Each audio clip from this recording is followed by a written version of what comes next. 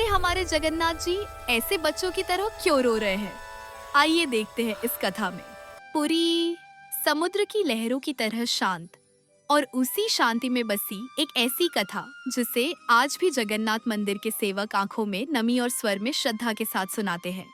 यह कथा है भगवान जगन्नाथ और उनके सबसे अनोखे भक्त बनमाली दास की। एक ऐसा भक्त जो भगवान से डरता नहीं था, लेकिन भगवान उस भक्त को खो देने से डरते थे।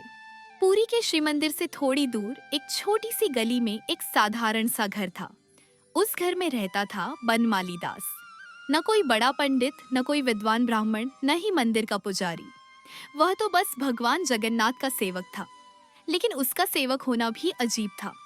वह कभी समय पर मंदिर नहीं आता, कभी पूजा में सो जाता, कभी प्रसाद खाने से पहले भगवान को याद करना भूल जाता, और सबसे बड़ी बात, वह भगवान से बहस करता था।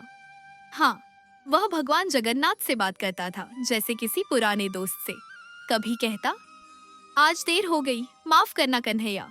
कभी कहता, आज भूख नहीं लगी, प्रसाद तू ही रख ले। और कभी कभी तो गुस्से में भगवान से उल्टा भी बोल देता। श्री मंदिर के पुजारियों और सेवकों को बनमाली बिल्कुल पसंद नहीं था। यह भक्त नहीं है, यह भगवान का अपमान करता है, इसे मंदिर से निकाल देना चाहिए। धीरे धीरे उनकी शिकायतें राजा तक पहुंची। राजा इंद्रद्युम्न के उत्तराधिकारी पुरी के तत्कालीन गजपति महाराज ने आदेश दिया, यदि बनमाली दास मर्यादा नहीं सीख सकता तो उसे मंदिर की सेवा से हटा दिया जाए। एक दिन राजा ने बनमाली को बुलाया। बनमाली, उन्होंने कठोर स्वर में कहा, यह मंदिर कोई खेल नहीं है, भगवान से ऐसे बात नहीं की जाती। बनमाली मुस्कराया। राजा जी, वह बोला, आप भगवान को भगवान मानते हैं, मैं उन्हें अपना मानता हूँ। यह सुनकर राजा आगबूला हो गए। अगर आज के बाद तूने मर्यादा तोड़ी तो तुझे मंदिर से निकाल दिया जाएगा। बनमाली ने सिर झुका लिया, लेकिन उसका मन नहीं झुका। वह दिन अमावस्या की रात थी। समुद्र में तेज हवाएं थीं और मंदिर के गर्भगृह में दीपक हल्के हल्के कांप रहे थे। बनमाली को आज भगवान को भोग लगाने की सेवा मिली थी, लेकिन वह देर से पहुंचा।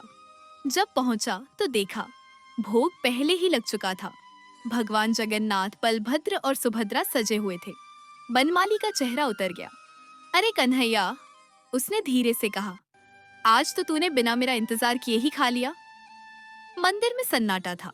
बनमाली आगे बढ़ा और भगवान के सामने बैठ गया। बनमाली ने भगवान की ओर देखते हुए कहा, अगर तू सच में मेरा है तो आज मुझे भूखा मत सुला। यह सुनते ही मंदिर के पुजारी चौंक गए।